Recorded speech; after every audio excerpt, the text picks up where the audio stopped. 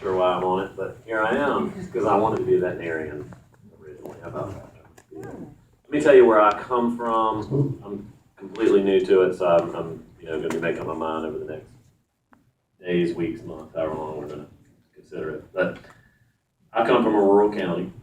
We're not like Charleston. What has been wiped out in rural South Carolina generally is small business. Walmart came and destroyed all the small retailers. Lowe's came and knocked out all the hardware stores. Supermarket chains came and knocked out the grocery stores. So I start off very sympathetic to any small business. And small business, one of the few small businesses left in rural South Carolina, sometimes, is veterinary practitioners. So of course I'm sympathetic and want to help keep that alive in that tradition and that economic vibrancy and that leadership. So when I think about this, I say to myself, what is like the dynamic that you're discussing that I can compare it to? Because I'm always looking to comparisons. And I always quickly end up at my not-for-profit medical clinics, and y'all may have discussed this similarity, but in my community we have for-profit doctors, and then we have nonprofit medical clinics. And sometimes there's tension between the two. But clearly, I'm not going to tell a nonprofit medical clinic, it can't practice medicine or whatever. They practice medicine. But these conflicts do arise. So it's not unique to this issue. And I wonder if the problem, so I always say if there's a level playing field, then that's really what we're aiming for. And the complication that comes up with the nonprofits always is there a level playing field? I think that's what the senator from Sumter was trying to get at. Is it really a level playing field or not? And then is there truly a distinction between the nonprofit that justifies the nonprofit and the for-profit? So, what I've heard come up over and over again, the rabies shots, the mobile clinics, I think. Help me with that. Is the people running those things, are they making $1 million a year? Are they making not much? Are they making $75,000 a year? Are they truly not for profit? What's going on out there? And then, so that'd be my first question. And the second question is it a level playing field, or do some of the not-for-profits not have to follow some of the regulations or whatever that the for-profits have to make? Look, if somebody gives $1 million to a vet and says, I want you to go be a nonprofit, there's not much, that's just the way it is. I can't go tell the person I can't give $1 million and they can go. So help me with those two questions. And I'm going to try to answer those directly. Shaheen, I appreciate you asking those. In terms of the not-for-profit, I think this ties to one of the comments made, I believe Senator Campbell, you made it about animal organizations that may have contractual relationships with government entities getting subsidized medications or some type of other subsidies and possibly creating an unfair playing field. In Charleston County, the government that collects the animals, the stray animals, made a decision that it was in their best interest to outsource the disposition of those animals since about 1979 to Charleston Animal Society for a variety of reasons. But they choose, like many governments do, in-house or outsource it. Last year, they paid us 25% of what it cost to save those animals. Our donor base subsidized what essentially is a government function in addition to paying their taxes to government. Government subsidies don't help us. We are actively considering right now, and we're in discussions with our county right now, the possibility of relinquishing that contract because it's just not a fair or fully funded contract. If it were any other kind of private sector business, that would be a no-brainer. 25% of what it cost me. Now, I can kill all those animals for what they're paying me, and that'd be 100%, but we're not going to kill that. That goes against our mission, and they don't want that either. They don't want that. Every day I wake up and I have to compete.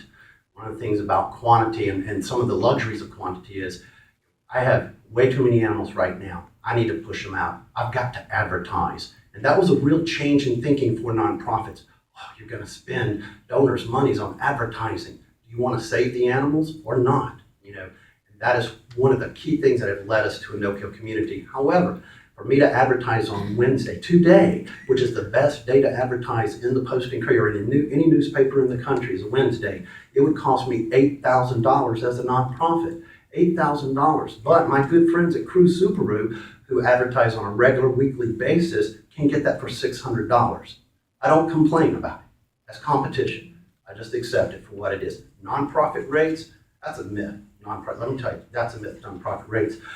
The medical claims that you were talking about, for my community, it'd be the same thing as, Joe Elmore, you can go to Roper or you can go to MUSC for this basic menu of services. But you know what? If they find something that colonoscopy, Roper can't treat it because they're nonprofit and you make above the federal poverty level, you've got to go up to Somerville to Trident Hospital because it's a for-profit hospital.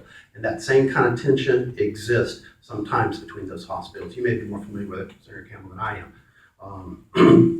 In terms of, one of the things that we have to look at, Senator Shaheen, is what,